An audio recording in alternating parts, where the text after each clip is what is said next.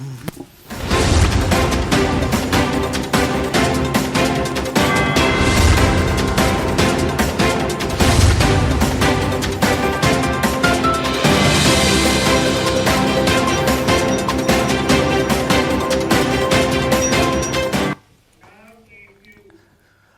बहुत स्वागत है आप सभी का स्वराज एक्सप्रेस में। आप देख रहे हैं हमारा खास प्रोग्राम जनता मांगे जवाब। आपके साथ मैं हूं संयम जैन।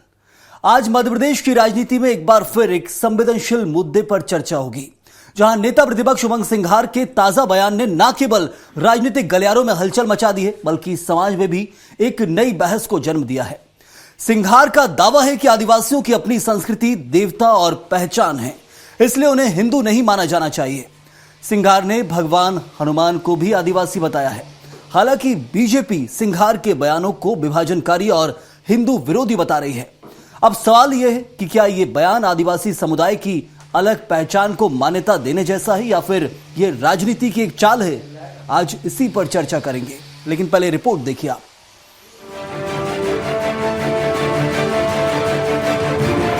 मध्य प्रदेश विधानसभा में नेता प्रतिपक्ष और कांग्रेस नेता उमंग सिंघार ने आदिवासी पहचान और धर्म को लेकर एक बार फिर बड़ा बयान दिया है। दावा किया है कि आदिवासियों की अपनी संस्कृति और अलग देवता हैं, इसलिए उन्हें हिंदू नहीं माना जाना चाहिए। सिंघार ने कहा कि हनुमान भी आदिवासी ही थे। तर्क दिया कि भगवान राम को लंका पहुंचाने वाली बानर सेना वास्तव में आदिवासी समुदाय से थी। गौरतलब है कि उमंग सिंघार पहले भी इस तरह का बयान दे चुके हैं। आदिवासियों को संबोधित करते हुए यह भी कहा था कि गर्व से कहो, हम आदिवासी हैं, हिंदू नहीं। और जब मैं आदिवासियों की बात करता हूं तो भारतीय जनता पार्टी कहती है कि ये उमंग सिंघार भड़काता आदिवासियों को। मैं आपसे सबसे हाथ ऊंचा करके पूछना चाहता हूं कि आप कितने लोग अपने मानते हो कि मैं आदिवासी हूं और गर्व से अपने आप को आदिवासी मानते हो? आप सब हाथ ऊंचा करके बताओ। ये प्रमाण है, ये आरएसएस और भाजपा को ये प्रमाण है कि हम गर्व से कहेंगे तो हम आदिवासी हैं। बीजेपी ने इस बयान को विभाजनकारी और हिंदू विरोधी बताया है। बीजेपी नेताओं का कहना है कि आदिवासी सनातन संस्कृति का अभिन्न हिस्सा हैं, लेकिन कांग्रेस सनातन को तोड़ने का काम कर रही है और उमंग सिंघार आदिवासियों को बांटने की कोशिश कर रहे हैं। देखिए, उमंग सिंघार जी और कांग्रेस का एजेंडा साफ है, उसका नाम है तुष्टीकरण। और तुष्टीकरण का उद्देश्य एक ही है कि सनातन समाज को बांटो, भारत और भारतीयता को कमजोर करो। इसीलिए तो बार बार ऐसी बातें खड़ी होती हैं। यदि तो किस आधार पर उमंग सिंघार ऐसी बातचीत करते हैं कि आधार है तुष्टीकरण, और तुष्टीकरण के मुंह से कांग्रेस मुक्त नहीं हो सकती। उमंग सिंघार के इस बयान के बाद मध्य प्रदेश की राजनीति में एक बार फिर आदिवासी वोट बैंक और धर्म को लेकर बहस तेज हो गई है। उमंग सिंघार पहले भी इस तरह के बयान देते रहे हैं और वे अपनी बात पर कायम रहते हुए आदिवासियों की एक अलग सांस्कृतिक पहचान की वकालत कर रहे हैं। ऐसा लग रहा है मानो मध्य प्रदेश की राजनीति में ये बहस एक बयान से आगे बढ़कर व्यापक सामाजिक राजनीतिक प्रश्न बन चुकी है। हालांकि इस तरह के बयान और प्रतिक्रियाएं समाज में ध्रुवीकरण की आशंका जरूर पैदा करती हैं, जिससे बचने के लिए आदिवासी समुदाय की इच्छाओं और पहचान को संवैधानिक और सामाजिक रूप से सुनने और समझने की जरूरत है। Bureau report, Swaraj express. तो आदिवासी हनुमान, इस पर करेंगे चर्चा और चर्चा के लिए हमारे साथ खास मेहमान मौजूद हैं।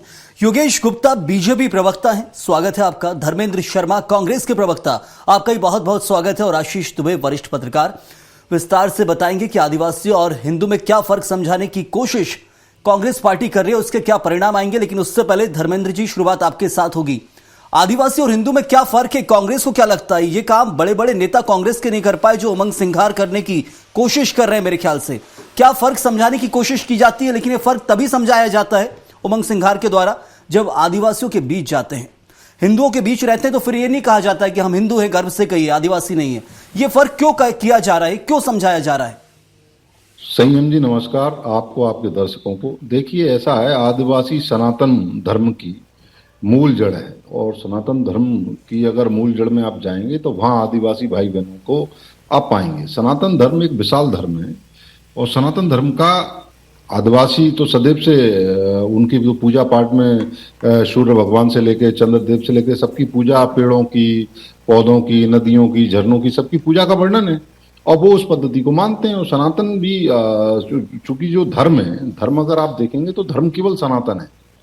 विश्व में एक ही धर्म सर्वश्रेष्ठ धर्म है, उसे सनातन हम कहते हैं। और हमारी पूजा पाठ में भी आपने देखा होगा सनातन धर्म की जय हो जयकारा लगता है, हिंदू धर्म की जय नहीं लगती। हिंदू एक सभ्यता है, धर्म सनातन है। वो तो आपके नेता दिग्विजय सिंह ने 2 दिन पहले क्लियर कर दिया है कि हिंदू जो शब्द है फारस से आया, सनातन है हम सभी। सनातन बिल्कुल सही कह रहे हैं, लेकिन ये शब्द सनातन ही धर्म क्यों कोशिश की जा रही है? और सुन तो लीजिए, सनातन ही धर्म है। और सनातन एक ऐसा धर्म है जो वसुदेव कुटुंबकम की बात करता है, जो सर्वधर्म संभाव की बात करता है, जो सभी के सम्मान की बात करता है, सभी को साथ लेकर आगे बढ़ने की बात करता है, जो कहता है प्राणियों में सद्भावना हो, विश्व का कल्याण हो, मतलब गौ माता की जय हो। हम गौ माता के जय के नारे लगाते हैं, गौ हमारी आराध्य है। सनातन धर्म में ये सब चीजें और वन्य जीवों से लेके हर एक वनस्पति तक को पूजनीय स्वरूप में देखा। आप सनातन की परंपरा जो परिभाषा कर रहे हैं बिल्कुल सही जा रहे हैं, वही ट्रैक है। लेकिन मेरा जो सवाल था उसका जवाब नहीं मिला है। आदिवासियों के बीच जाकर ये कहा जा रहा है उन्होंने यही हम आदिवासी हिंदू नहीं है, ये शब्द समझना चाह रहा हूँ कि आखिर फर्क क्या आ रहा है। आदिवासी जो कर रहे हैं जल जंगल जमीन के लिए रहते हैं, आदिवासी सनातन धर्म नदियों की पूजा करते हैं, सूर्य की पूजा करते हैं, पेड़ों की पूजा करते हैं, वही हिंदू भी करते हैं। नदियों को पूजते हैं, माँ गंगा है, पेड़ों की पूजा की जाती है। मैंने आपसे कहा समझाने की कोशिश की जा रही है। सुन तो लीजिए, मैंने कहा हिंदू एक सभ्यता है, हम सनातन धर्मी है, हमारा धर्म है सनातन। और आदिवासी भाई बहन सनातन धर्म का अभिन्न हिस्सा है। उन्होंने ये कहा हिंदू जो बीजेपी का हिंदू है वो उसका हिस्सा नहीं है, हम सनातनी है, गर्व से कहते हैं। और सनातन हमारा धर्म है, सिरमौर है। और मेरा एक आग्रह है जी, आदिवासी भाई बहन जो अपने सम्मान के लिए, अपने स्वाभिमान के लिए वर्षों से लड़ रहे हैं, उनको अपमानित करने का काम जो बीजेपी के लोगों ने कहा, उन्हें वनवासी कहकर किया, उसके लिए बीजेपी के लोग कब जाएंगे नाक रगड़कर माफी मांगने? उन आदिवासियों से जो हजारों वर्षों से इस देश में निवास करते हैं, उनको वनवासी कहकर अपमानित करने का पाप किया बीजेपी नहीं। लेकिन आपके ऊपर आरोप ये लग रहा है कि आप ये तोड़ने की कोशिश कर रहे हैं। ये बीजेपी की तुष्टीकरण की राजनीति है। देखिए भारतीय जनता पार्टी की तुष्टीकरण की राजनीति है। सनातन का मूल हिस्सा, सनातन का मूल हिस्सा आदिवासी भाई बहन है, उनके कहने का तात्पर्य ये है, ये बीजेपी का जो हिंदू ये चलाते हैं, हिंदू एक सभ्यता है, उसका हिस्सा नहीं। उनका कहना ऐसा है, वो सनातन का तो अभिन्न हिस्सा है। उन्होंने खुद ने बोला है, हम गर्व से कहते हैं हम आदिवासी हैं। भाई मैं मैथिली संघ गुप्त गर्व की बात आगे ये छोड़ दिया जाता है, हम हिंदू नहीं। सुन तो लीजिए एक छोटी सी बात, मैं मैथिली संघ गुप्त जी की एक चौपाई आपको सुनाता हूं। उन्होंने लिखी है एक कविता में, जिसे निज देश निज भाषा निज जात निज ग्राम पर ना अभिमान हो, वह नर नहीं मृतक पशु के समान हो। आप इसका अर्थ समझते हैं? अब आप ही समझा दीजिए। जिसे निज देश, सबसे पहले मेरे देश पर मुझे स्वाभिमान है, मुझे मेरे गांव पर स्वाभिमान है, मेरे प्रदेश पर स्वाभिमान है, मेरी जाति पर स्वाभिमान है, मेरी भाषा पर स्वाभिमान है, मुझे अभिमान है उस बात पर। और जिसे इन सब चीजों पर अभिमान नहीं है, जिसे अपनी संस्कृति पर अभिमान नहीं है या गर्व नहीं है, वो मृतक पशु, मतलब पशु भी नहीं माना गया उसको। धर्मेंद्र जी आप डिफेंड कर रहे हैं, मैं आपको सही बताऊं, यदि मामले में आप जो समझाने की कोशिश कर रहे हैं वो अलग है, और उमंग सिंघार जो समझाने की कोशिश कर रहे हैं वो अलग है, यहाँ फर्क आ रहा है। मैं आता हूं आपके पास। योगेश जी, इस वक्त जो बीजेपी का आरोप है, पहले भी लगे थे, सितंबर में भी ये बयान आया था, और इसलिए मैंने शुरुआत में कहा कि ये काम कांग्रेस के बड़े बड़े नेता ने नहीं किया जो उमंग सिंघार कर रहे हैं। हम आदिवासी हैं, हिंदू नहीं है। आदिवासी अच्छी बात है, हिंदू नहीं है, फर्क बताने की कोशिश जो की जा रही है। लेकिन इसके साथ कुछ आंकड़े भी है, वो भी मैं साझा करूंगा।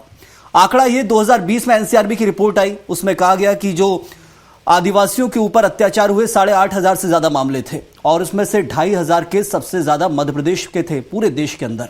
2023 का एनसीआरबी का आंकड़ा 12,500 जो कहा गया था कि आदिवासियों के ऊपर अत्याचार के मामले दर्ज हुए देश में, और उसमें सबसे ऊपर मध्य प्रदेश था, 3,000 केस आए। तो आदिवासियों के ऊपर अत्याचार के मामले भी बड़े हैं, उनको भी नकार नहीं सकते। यदि ये फर्क दिखाने की कोशिश करें तो उस फर्क को भी खत्म करना होगा। देखिए संयम जी, सबसे पहले आपके सभी दर्शकों को जय श्री राम। मैं इस विषय पर ये दूसरे या तीसरे चैनल पर बैठा हूं, कम से कम धर्मेंद्र शर्मा जी ने आदिवासियों को सनातन का एक हिस्सा माना। इस बात के लिए मैं उनका आभार व्यक्त, इसलिए मैंने भी आभार किया और ये भी कहा कि उनकी भाषा उमंग सिंघार कुछ और समझा रहे हो, वो कुछ और समझा रहे हैं। थोड़ा समय तो दीजिए साहब। नहीं आप बोलिए, मैं वही आपकी बात में बोल रहा हूँ कि ये फर्क मुझे भी नजर आ रहा है। जरूरत नहीं है। देखिए मेरा निवेदन ये है कि अभी तक तो कांग्रेस के प्रवक्ता अन्य चैनलों पर आदिवासियों को हिंदू मानने से ही इनकार कर रहे थे। और धर्मेंद्र शर्मा जी कम से कम उस बात से इत्तेफाक नहीं रखते, इसलिए उनका मैंने धन्यवाद बोला। हम भारतीय जनता पार्टी सनातन को जीते हैं, सनातन के लिए मरते हैं और सनातन का हमेशा आदर करते हैं। सनातन का निरादर कांग्रेस पार्टी करती है, प्रभु श्री राम लल्ला के अस्तित्व को नकारती है, प्राण प्रतिष्ठा के कार्यक्रम का बहिष्कार करती है। यहां तक तो ठीक है, लेकिन ये जो एक के बाद एक कांग्रेस के नेताओं के बयान आ रहे हैं, चाहे वो फूल सिंह बरैया का बयान हो, चाहे दिग्विजय सिंह जी का हो, चाहे उमंग सिंघार जी का हो, या इसके पहले एआईसीसी के पूर्व नेताओं का हो, ये लगातार बयानों को आप एक राजनीतिक दृष्टि से अगर देखते हैं तो निश्चित रूप से यह प्रमाणित होता है कि तुष्टीकरण की राजनीति के माध्यम से कांग्रेस पार्टी को सफलताएं नहीं मिल रही। तो अब वो सकल हिंदू समाज का विभाजन करने पर तुल गए और विभिन्न वर्गों में संघर्ष को अंजाम देने की शुरुआत दिग्विजय सिंह जी से लेकर फूल सिंह बरैया और उसको आगे बढ़ाते हुए उमंग सिंघार जी नजर आते हैं।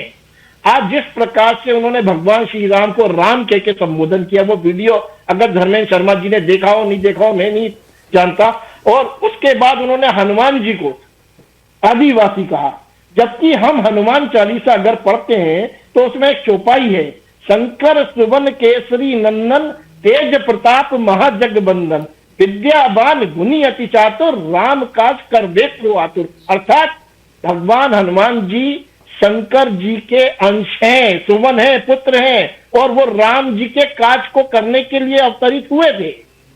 तो ये जो उमंग सिंघार कौन से इतिहास से हनुमान जी की जाति खोज कर लाए हैं, ये तो वही बता सकते हैं, लेकिन इसमें राजनीति स्पष्ट रूप से दिखती है।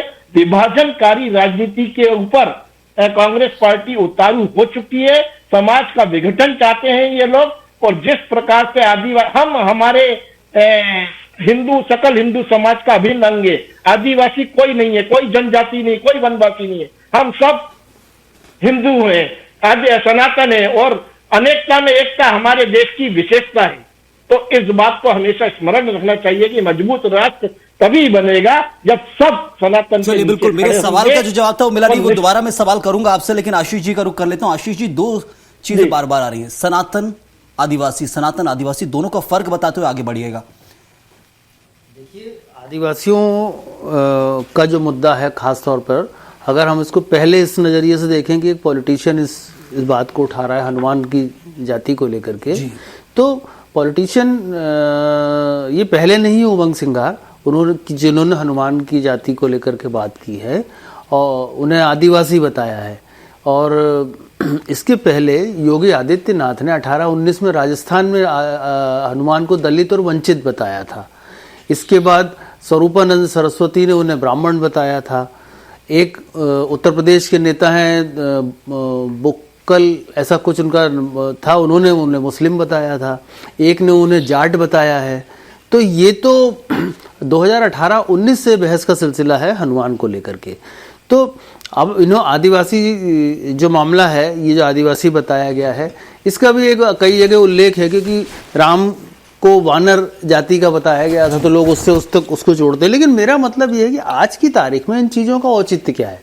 इनका औचित्य सिर्फ सियासी मकसदें हैं और तरह तरह की चीज़ें हैं। हम 18-19 से देख लें, योगी से लेके अभी तक जितने सारे किरदार हैं जिन्होंने बात कही है, इन सब के बीच में राम जन्मभूमि न्यास के एक आचार्य थे, उनसे जुड़े थे, मैं शायद उनका नाम देव मुरारी बापू ऐसा कुछ नाम वो थे।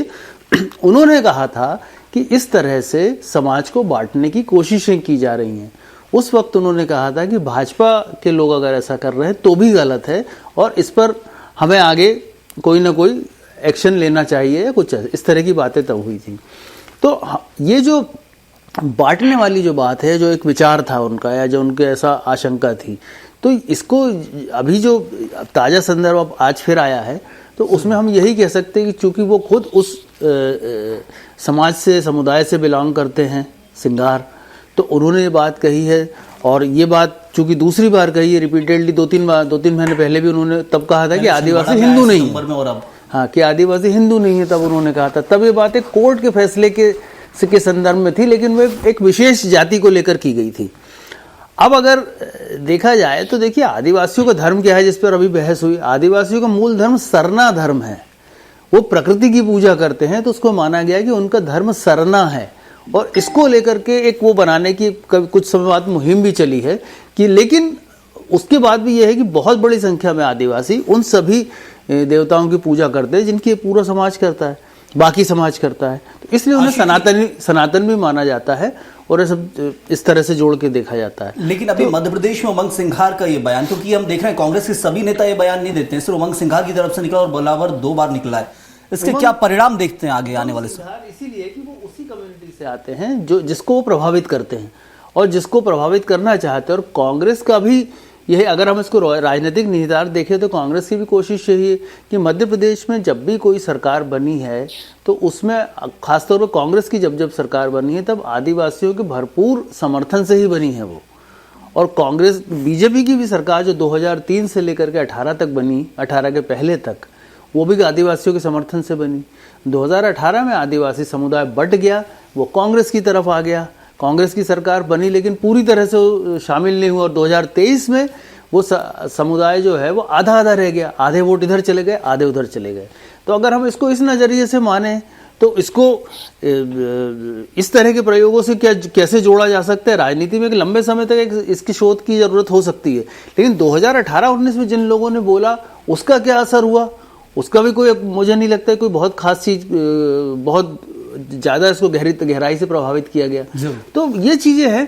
कोशिश मुझे इसमें यही लगती है कि जो आदिवासियों को इस तरह के धर्म से और इस तरह की बातों से या देवताओं के जो प्रतीकों से जोड़ के और इस तरह की बातें की जा रही, तो उसका मकसद सिर्फ यही हो सकता है जाहिर तौर पर कि समाज के एक हिस्से को किसी तरह से प्रभावित कर पूरा लेकर चलना चाहते, एक तरफा। हाँ, पूरा उसको एक तरफा चलना। धर्मेंद्र जी, ये जो कोशिश की जा रही है एक तरह से, उमंग सिंघार बार बार जब भी आदिवासियों के बीच जा रहे हैं ये बयान निकाला जा रहा है, ना ही इसकी कोई जरूरत है, ऐसा कोई बहुत बड़ा विरोध नहीं हुआ है, कोई बहुत बड़ी घटना सामने नहीं आई जिसको लेकर सामने रख के कहा गया कि हम आदिवासी, हम हिंदू नहीं है।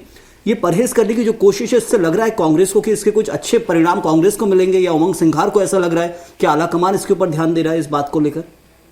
देखिए, ऐसा है, मैं भाजपा के मित्र प्रवक्ता की बात का पहले जवाब देता हूं। उन्होंने सनातन की बात कही। सनातन में अगर ये विश्वास रखते हैं और ये राम जी की अगर पूजा करते हैं तो सनातन में सबसे बड़ा अगर किसी को माना गया है तो हमारे चारों शंकराचार्यों को माना गया, उनको शिव का स्वरूप माना गया है। और भगवान राम ने स्वयं ने कहा है, शिव द्रोही मम दास कहावा सो नरमो सपने नहीं भावा। जो शिव का द्रोह करे या शिव के स्वरूप का द्रोह करे वो व्यक्ति मुझे सपने में पसंद नहीं है, ये भगवान राम ने कहा है। और आराध्य प्रभु राम ने जब कहा, उन्हीं शंकराचार्य को अपमानित करने का पाप कौन कर रहा है? आज उत्तर प्रदेश में शंकराचार्य जी के से कागज मांगे जा रहे हैं। अरे आप कौन होते हैं भाई कागज मांगने वाले? आप सनातनी हैं, आप सनातनी हैं, आपका सनातन में विश्वास है। आप ढोंगी हैं, आप पापी हैं, आप शिव के स्वरूप शंकराचार्य का अपमान कर रहे हैं। और आप उस शंकराचार्य का अपमान नहीं कर रहे। हजारों लाखों वर्षों से धर्मेंद्र जी उसके ऊपर लगातार शंकराचार्यों ने सनातन को संजो के रखा, आप उस सनातन को बदनाम करने का पाप कर रहे हैं। आपका जो कहना ठीक है, वो देश देख रहा है इस वक्त, उस पर अलग से चर्चा कर लेंगे, लेकिन मेरा सवाल कुछ और है, विषय कुछ और, विषय अंतर। मैं उसी पर आ रहा हूं, मैं उसी पर आ रहा हूं उनकी बात का जवाब देने के बाद कि ये सनातनी नहीं है, ये सनातन के बारे में नहीं जानते। आदिवासी सनातन संस्कृति का अमूल हिस्सा है और वो वाकई एक महत्वपूर्ण भूमिका उन्होंने सनातन की रक्षा में निभाई है। और आदिवासी भाई बहन सदैव से, जैसा कि वरिष्ठ पत्रकार हमारे कह रहे थे, मैं उनकी बात से 100% इत्तेफाक रखता हूं। वो सनातन की संस्कृति से जुड़े हुए हैं और राजनीतिक फायदा और नुकसान ये अलग चीज है। क्योंकि उमंग सिंघार जी स्वयं एक आदिवासी समुदाय से आते हैं, वो आदिवासी समाज के नेता हैं और वो अपनी समाज को जब एड्रेस करते हैं तो स्वाभाविक रूप से जब आप अपनी समाज में जाते हैं नहीं, लेकिन इससे कांग्रेस को नहीं लग रहा कि नुकसान होगा कुछ? कांग्रेस पार्टी कभी भी राजनीति में जातिगत और धार्मिक फायदे नफे नुकसान की बातें नहीं देखती। हम लोग भारत के संविधान को मानने वाले लोग हैं, सभी धर्मों को, सभी धर्म को साथ लेके चलते, तो ये कहा गया था बराबर सम्मान देकर सभी को अपना मानकर ये कहा जाता था, सर्वधर्म समभाव की मूल भावना, जो सनातन की मूल भावना, ये कहा जा रहा है कि हम सर्वधर्म समभाव, उसको कांग्रेस लेकर चलती है। ये फर्क कहीं महंगा ना पड़ जाए धर्मेंद्र जी? नहीं, ये कोई फर्क नहीं। देखिए, मैं अगर ब्राह्मण समाज से आता हूं, मैं जब ब्राह्मण समाज में जाता हूं तो स्वाभाविक है, मैंने जैसे अभी आपको मैथिली सेनगुप्त जी की एक कविता सुनाई थी, जिसे निज देश निज भाषा निज जात निज ग्राम पर ना अभिमान हुआ, ना नहीं मृतक पशु के समान। मुझे गर्व है, मैं ब्राह्मण हूं। तो भाई हर व्यक्ति को गर्व होता है, अपनी जाति पर गर्व होना चाहिए। आप मनुष्य हैं, आपने जिस कुल में जन्म लिया उस कुल में जन्म लेने का आपको स्वाभिमान और आपको गर्व होना ही चाहिए। क्या गलत है इसमें? लेकिन ये फर्क मेरे को लग रहा है आप समझाने की कोशिश कर रहे हैं। कांग्रेस पार्टी से इतनी सहमत लग रही है क्या आपको? आप अपनी पार्टी को देखिए एक बार, क्या लग रहा है अंतिम बार? बिल्कुल, कांग्रेस पार्टी सर्वधर्म समभाव सनातन की जो मूल भावना है वही हमारे भारत के संविधान की मूल भावना संयम, सर्वधर्म समभाव, सभी का साथ, सभी का विकास। ये बीजेपी के लोग झूठा नारा देते हैं, लेकिन हमारे सनातन धर्म में क्या प्राणियों में सद्भावना हो और विश्व का कल्याण। योगेश जी कुछ कहना चाह रहे हैं, जवाब ले लेते हैं। योगेश जी, मेरा सवाल जो शुरुआत में था वो अभी भी है, क्या मध्य प्रदेश के अंदर बीजेपी इस वक्त जो सत्ता में है, लगातार लंबे समय से सत्ता में, वो आदिवासियों की खुशहाली के लिए कुछ काम ढंग से नहीं कर पा रही है क्या? क्योंकि आंकड़े एनसीआरबी के, नेशनल क्राइम रिकॉर्ड ब्यूरो के, बताते हैं कि सबसे ज्यादा अत्याचार आदिवासियों के ऊपर मध्य प्रदेश में होता है। 2020 का या 23 का आंकड़ा उठा लीजिए, क्यों? देखिए संयम जी, आदिवासी जनजाति बहुल क्षेत्रों में भारतीय जनता पार्टी को लगातार जनादेश मिलना इस बात को प्रमाणित करता है कि उनके उन्नयन के लिए, उनके उत्थान के लिए भारतीय जनता पार्टी शासित मध्य प्रदेश की सरकार या केंद्र में शासित माननीय नरेंद्र मोदी जी की सरकार क्या नहीं कर रही है। इतिहास के पन्नों में दबे हुए शंकर शाह, रघुनाथ शाह, टंटिया मामा धीर, बिरसा मुंडा जैसे वीर योद्धाओं जी आंकड़े जो है वो कम होने का नाम नहीं ले रहे हैं। एनसीआरबी के आंकड़े कोई 10 साल पुराने नहीं, अभी के ताजे आंकड़े।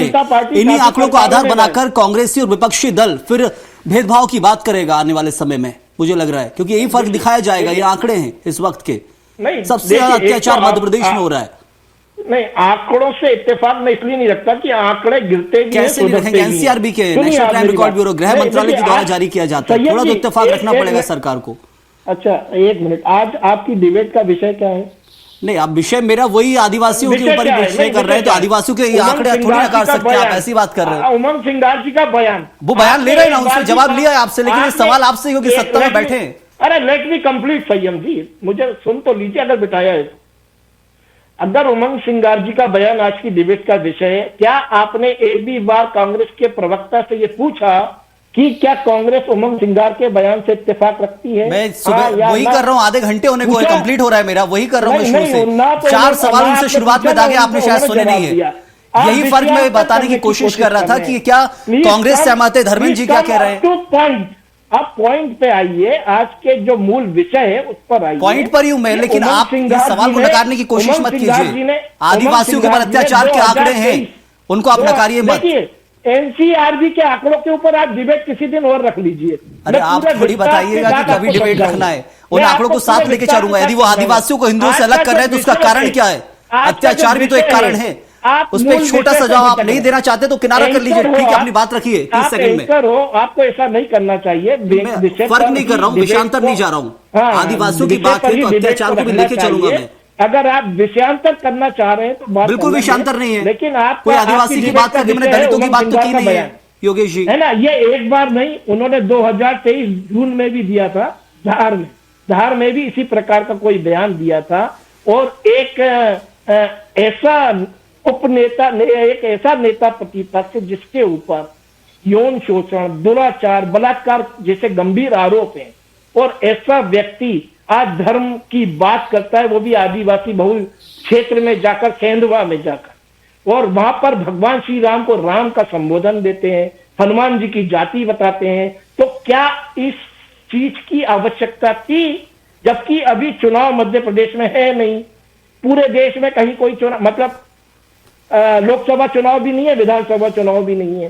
तो इस प्रकार का ये जो विषय उठाने की बार बार मंशा कांग्रेस नेताओं की यही साबित करती है कि ये लोग वर्ग संघर्ष की स्थिति को निर्मित करने, चलिए जरूर समय कम है, आशीष जी से जवाब ले लेता हूं। विघटन करने जा रहे हैं ये लोग, समाज को बांटकर अपनी राजनीतिक रोटियां सेकने के पास उतारू। बिल्कुल बिल्कुल आशीष जी, आरोप यही है कि बांटने की कोशिश कर रही कांग्रेस, सीधे तौर पर आरोप है।